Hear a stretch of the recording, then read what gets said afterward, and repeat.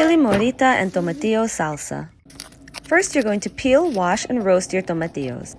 Now, you can do them alongside your peppers like we did here, but we realized that in the end, the peppers will get dry again. So we put them back into the pot after we took out our tomatillos and made them soft again to use in our salsa. They need to be this soft because they need to turn into a paste when you grind it with the garlic and salt. See how they inflate?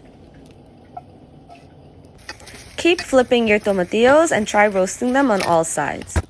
Add chili, garlic, and salt to a mortar and pestle and turn it into a paste and set it aside.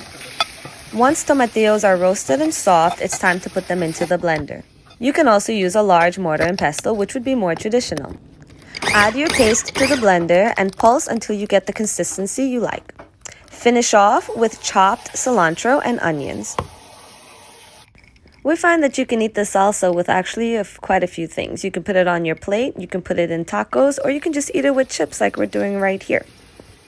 We hope you try this beautiful traditional recipe because it really gives you a taste of the real Mexico.